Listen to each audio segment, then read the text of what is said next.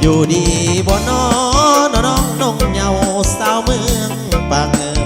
มาเห็นยังบ่ได้ลืมเมืองปากเงิมเข้าข่าวสาวงามบันเท้าเวิลแข้งนาซอนดอนให้นาทำโคกสาทางโค้งงามลำหน้าปลายพุ่นเดจังได้อายเคยได้ไปสั่งใส่มาเที่ยวแคมทาผู้สาวนั้นงามโสภาสังงามสง่าสาวดอนสังไทยมากนาวังโพทินเคียงน้องนั่งงามลายถ้าเดือสิ่งหอมควันใจฝากไว้สาวบ้านดงสารดงตะลึงดุดดึงหัวใจบ่หายอีกน้องสาวบ้านดนโนนสายหน้ากรุงท่ากอกปากหวานสาววันสาวเฮียงบ้านน้องผู้เวียงหินนั้นน่าเลิศก็งามลาวันสาวสมจันทร์บ้านน้องวังหึงอยู่ดีเถิดน้องเถิดน้องนงเหยาสาวเมืองปากเกิมสมประเสริฐบ้านให้บ่ลืมปากเกิมน้องเขียดคิดเธอปีหน้าถ้ามีให้น้องคนนี้พาไปเบิ่งบังไฟพญานาคแต่หึงพาไปเบิ่งเด้อมือออกพรรษา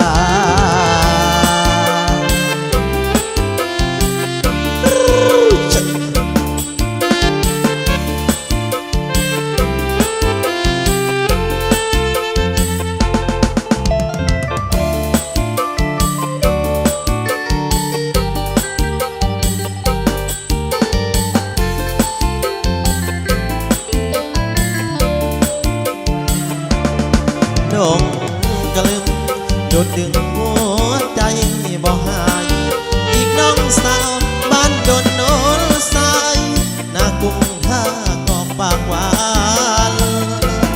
สาววันสาวเฮียงบ้านน้องผู้เวียงหินนั้นน่าเลิศก็งามลาวันสาวสมจันทร์บ้านน้องวังหึงอยู่ดีเถิดน้อ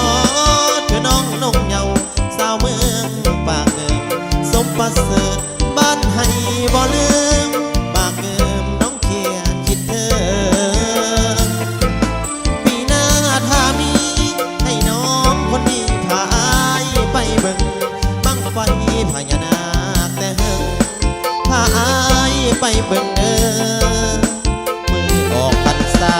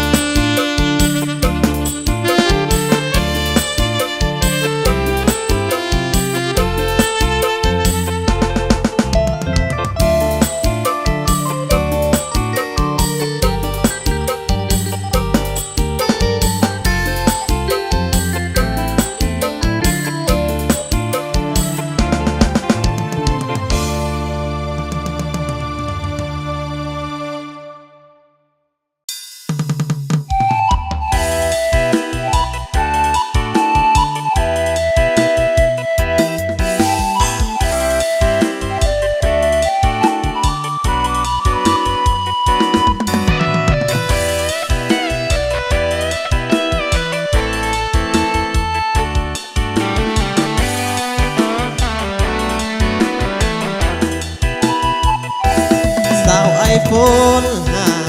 อีเมขายหน้าซื้อให้เพิ่นว่าอยากได้สิตั้งใจเรียนหนังสือสาวไอโฟนหาอยู่ต่อมาได้ยินข่าวลือเจ้าบ่เรียนหนังสือแต่ละมือลงแต่ผู้บ่าวสาวไอโฟนหาอีเมขายหน้าซื้อให้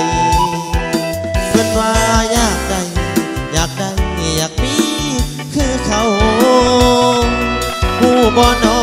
ลาว่าอีเมน้ำตาไหลยาวว่าลูกสาว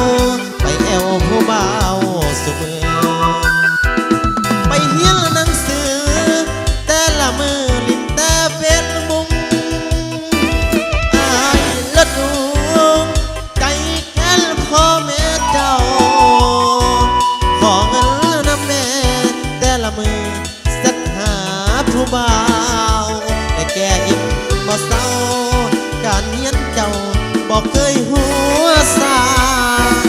สาวไอโฟนหาตื่นมาละแอปเบลแอปเบลยิบตายิงแถวแอปเบลโพสสุดสาธาลอดหาคอมเมนต์บ่ยอมรับหูรับตาสาวไอโฟนหากับใจสาลุตนพ่อแม่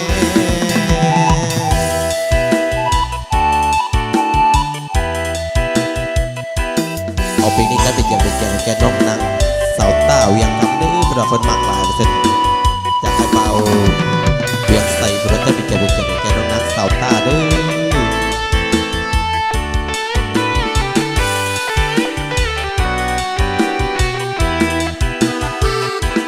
ไปเฮียนหนังสือแต่ละมือลิ้นแต่เฟซบุ๊กอายละดูใจแทนพ่อแม่เจ้าขอเงินนะแม่แต่ละมือสักหาผู้บ่าวให้แก่อิ่มบ่เศร้าการเฮียนเจ้าบอกเคยหัวซาสาวไอโฟนหาตื่นมาละแอปแบวแอปเบลยิบตายิงแถวแอปเบลโพสสุดสาธาลอดหาคอมเมนต์บ่ยอมรับหูรับตาสาวไอโฟนหากับใจสาลุตนพ่อแม่สาวไอโฟนหากับใจสาลุตนอีแม่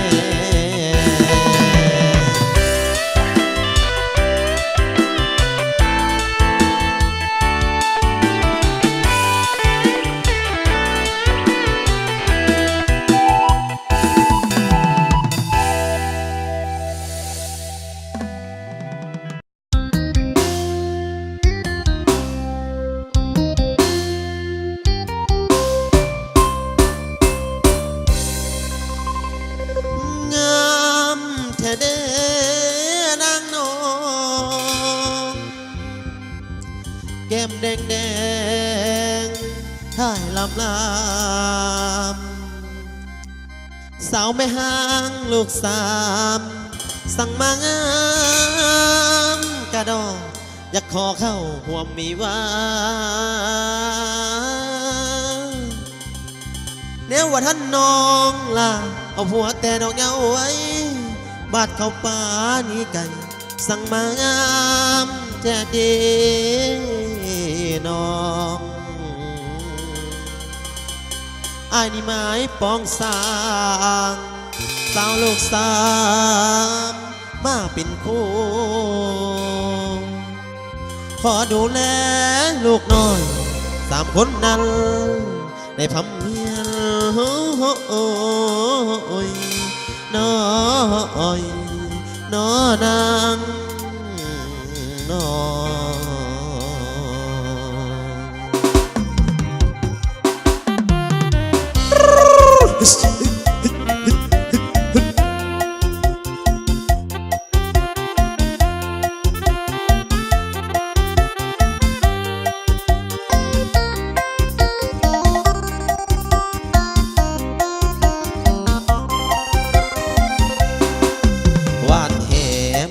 ป้าไข่เอาเมียใหม่ก็ได้ลูกสามคนบ่ต้องคำบ่กำให้ยาให้มันลำบากตักน้ำดังไฟแต่งงานแล้วมีลูกไว้ใส่มันแสนภูมิใจแม่ห่างลูกสามผ่านสายอายบ่สะเทือนมันบ่ได้เจือนคือตะฟังเสขอเพียงเฮาเข้าใจกันร่วมกันสร้างฝันมันสุขใจแล้วดีเจ้าโอเคไอ้ก็โอเคบ่ได้ลังเลเต็มใจหากหน้าน้องเก่งเวียกงานการสานเก่งในทุกด้านที่อ้ายต้องการเก่งทั้งละเวียกงานการสานมาแต่ทำงานก็เย็นน้ำคอยรอมันอิ่มใจตอนถามว่าเมื่อยบ่ไอ้มักแข่งกระดอพอเขาใจยามนอนตอนกินข้าว ก็มีความอบอุ่นลูก3 คนนั่งยืนกันสายลายย้ำใส่กะวองไว้เมียแม่ห้างถูกใจเธอแข็งหลายสบายใจหลายแนวบ่เสียลองเอาแม่ใจแวหักเทียงน้องนางแม่ห้างลูก3อย่าเพิ่งน้อยใจถึงผัวเจ้าปะละไปวันเข้าบ่หลายพอได้อยู่กับน้องลูก2พ่อกลับมาหมดแล้วเอาเพียงน้องแก้วแม่ห้างลูก3อย่าน้อยใจไปเลยคนงามให้เฝ้าติดตามพักเพียงหน้ามนคนเขาว่าทางเขามักง่ายหาเอาเมียแม่ห้างทางอ้ายบ่แค่ต่างประเทศโคตรเจริญแท้แท้ก็ยังมักคือกันเฮาเป็นคนสามัญสิวันยังนอเด้อน้อง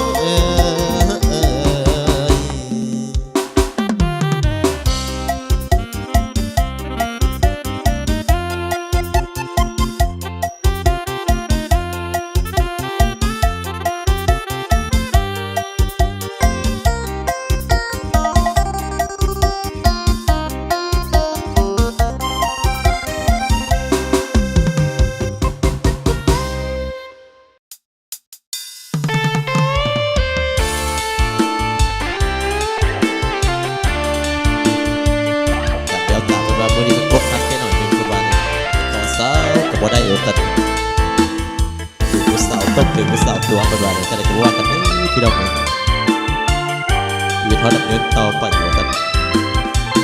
เอาเงาพี่น้องเงาจวด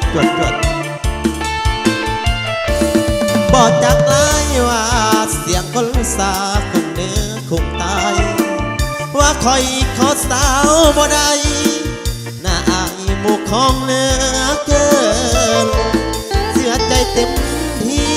ก้มหน้านี้ตั้งแต่ค่อนเกินบ่อยู่ไปหอดเมือนน่าอายคนเขาสิมาใส่พอลาพ่อแม่เก็บเอาแค่กระเป๋าเสื้อผ้าอดกันไว้เนื้อน้ำตามึงอย่าเป่าหลังออกลายผู้ว่าเจ้าของตอนนี้กำลังอับอายเห็นหน้าเท่าแก่หญิงสายสิขอไปตายนับหน้าดีกว่าเปิดอาลาดนะไอ้ซาดเจ้าของมันจนสิ้นสอดน้องสูงเลือดโนนคนจนจึงได้ถอนตัวขอลาก่อนเด้อไอ้ลาก่อนเด้อทุนหัวสาตีบ่ได้เป็นผัวก็ย้อนบนหัวไอ้น้อยบ่จักไอ้ว่าเสียงคนสาดังเบิดหมู่บ้านบ่อยู่ให้คนเขายันสู่กัดฟันไปหน้าว่าถอยคือเป็นบทเรียนที่เฮาขอสาวแล้วปล่อยอกหักเก็บขักแท้คอยย้อนเงินเฮาหน่อยจึงบ่ได้สาว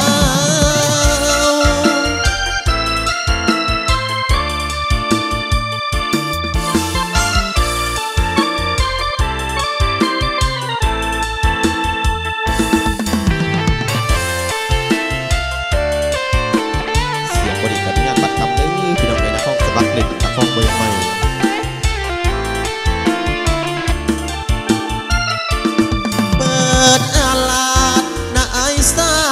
ของมันจนสิ้นสอดน้องสูงเหลือล้นคนจนจึงได้ถอนตัวขอลาก่อนเด้อไอ้ลาก่อนเด้อทุนหัวสาตีบ่ได้เป็นผัวก็ย้อนบุญหัวไอ้น้อยบ่จักไอ้ว่าเสียงคนสาดังเบิดหมู่บ้านบ่อยู่ให้คนเขายันสู่กัดฟันไปหน้าว่าถอยคือเป็นบทเรียนที่เฮาขอสาวแล้วปล่อยอกหักเก็บขักแท้คอยย้ อดเงินเฮาหน่อยจึงบ่ได้สาว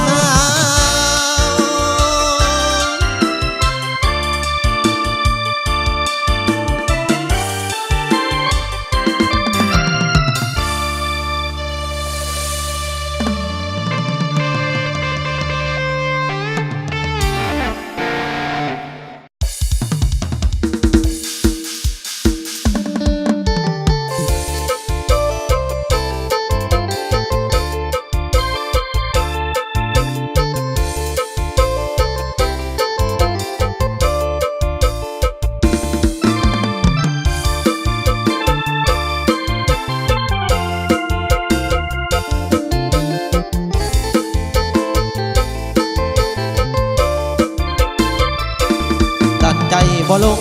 เพราะว่าเขาตลอดมานอนคำคืนฝันหาสาบุญสิดาแก้วใจสาวบ้านนาทองผลสว่างก็งามใสไหลสาวนาเราโอดถามลายลงหักปักใจสาวบ้านโพนสาวนายางอยากได้นวลนางเคียงมอนสาวนาล่องคุณอย่าแง่งอนเห็นใจไว้ก่อนเถิดหน้ามนหน้าสัวสร้างใหญ่บนหอพนให้จงอีตนรอให้ผ่านหน้าฝนสิขอหน้ามนแต่งงานหากใดกับน้องบ่หวังปองสิหางไหลสิพาควันใจขึ้นโดยสันไปท่องเที่ยวจากวันเที่ยวสมทานหลวงคงแถมพาเลทดอนจันท่องเที่ยวแดนสวรรค์จนกว่าน้องนั้นจะพอใจคงสุขสมปองหากได้เคียงของสาวนาสูงสีบุญเทืองสมตูอยากจะมาอยู่เป็นคู่นอนเลยไปบอกขอลืมลงสาวพ้นหงหรือว่าพ้นใสสัวสีบ่ห่างหายหากได้เคียงกายสาวทงนี่เอ่ย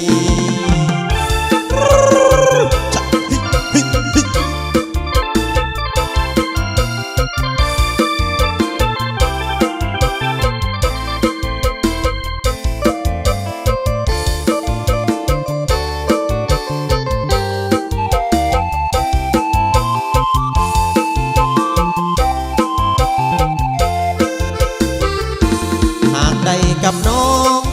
บ่หวังของสิหางไหลสิพาควันใจขึ้นโดยสารไปท่องเที่ยวจากวันเที่ยวสมทานหลวงคงแหมพาเลทดอนจันท่องเที่ยวแดนสวรรค์จนกว่าน้องนั้นจะพอใจคงสุขสมปองหากได้เคียงของสาวนาโซสีบุญเทืองสมตูอยากจะมาอยู่เป็นคู่นอนเลยไปบอกขอลืมลงสาวพ้นหงหรือว่าพ้นใสสัวสีบ่ห่างหายหากได้เคียงกายสาวทงนี่เอ่ย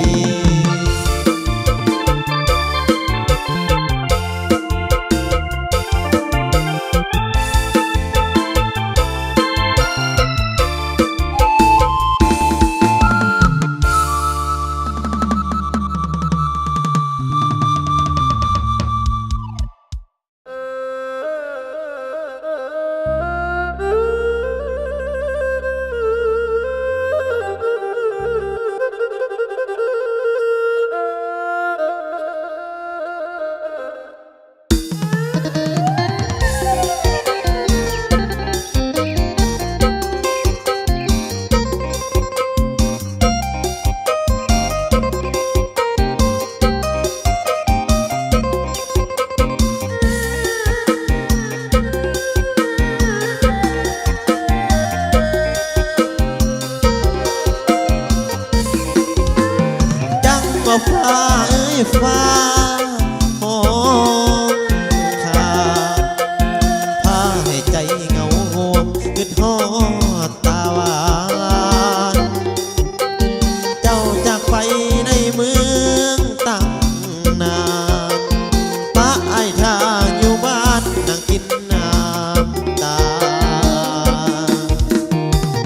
คงลืมแล้วบ่คำเว้าลืมกระโดดต้นเก่าบ่เฮาสัญญาว่าจะคืนเมื่อบ้านซอยอ้ายนำนารอจนเข้าถือพายังบ่ได้ข่าวเห็นฟ้าอุ้มบนเบิ่งคือมีคนอุ้มน้องล้างสังหอดพองว่าน้องนั้นมีผู้บ่าว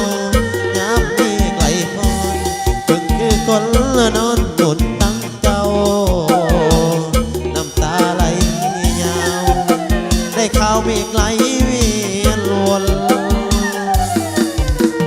จังมาฟ้าเอ้ยฟ้ามองลาไอ้อันน้องเปลี่ยนใจคือฟ้าสังคนเห็นฟ้ายิ่งคิวไอ้แหงเป็นห่วงหน้ามนเห็นฟ้าอุ้มบนเบิ่งคือคนอุ้มน้อง